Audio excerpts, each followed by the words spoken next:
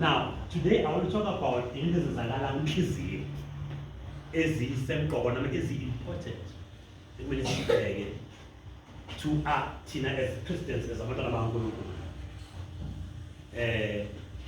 as abomama nabobaba, we need to check these things. It's very important. Nentombi nensizwa, and especially the age esekhulile, we need to check these things about the heart.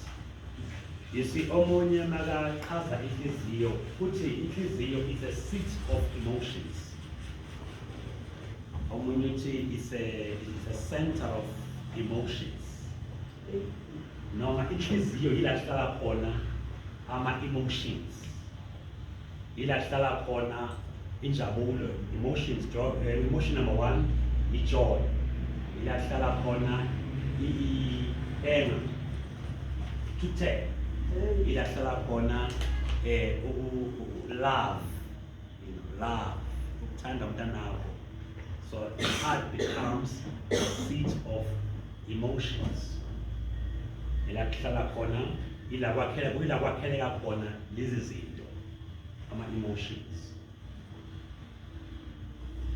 Sithanda uNkulunkulu ngayo yonke inhliziyo yethu.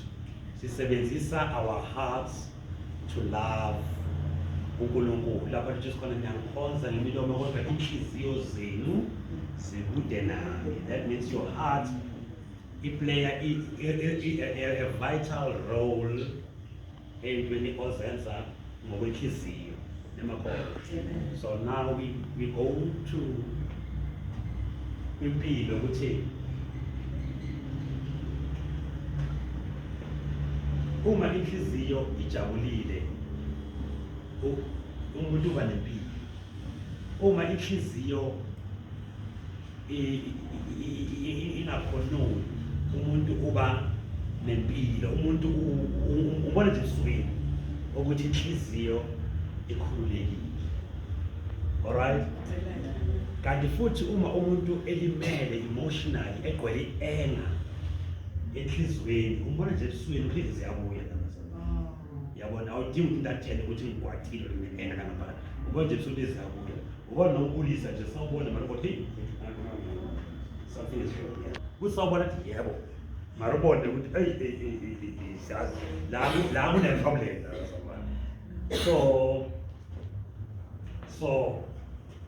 So lithi iBhayibheli lithi ngokugcwala kwenhliziyo umlomo uyaphimisela. Ngokugcwala, so inhliziyo ilagaya khona impilo ilagaya khona ama-emotions. Nemaholo mawubona umuntu athuka umuntu la ngaphandle abiza inhlamba, akusukuthi umlomo udecide ukumthuka lo muntu. No, indaba isuka enhliziyweni. That's why nomuntu adakiwe athukana kube ngathi hayi utshwala kumenza athukane. Mara kahle kahle akusutshwala wenza ukuthi umuntu athukane. Azange utshwala baphiwa inhlamba. Kusuke kugcwele inhliziyweni.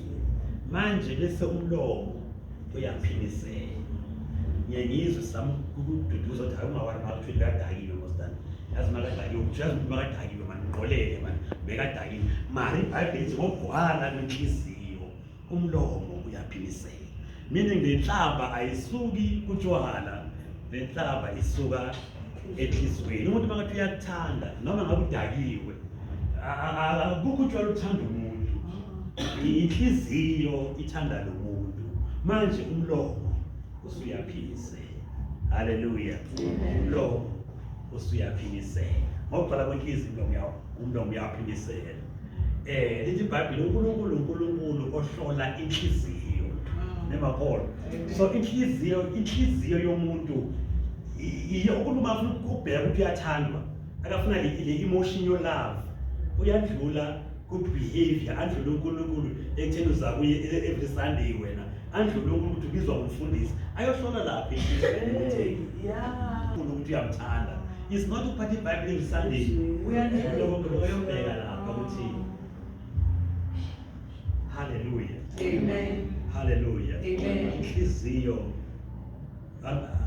angathi awukwazi uqule mara ngekufanele uqule mara mina nithi ile ngoma zakho lezi inhliziyo yes leso yona iso yes leso yo inhliziyo yes yona izo yes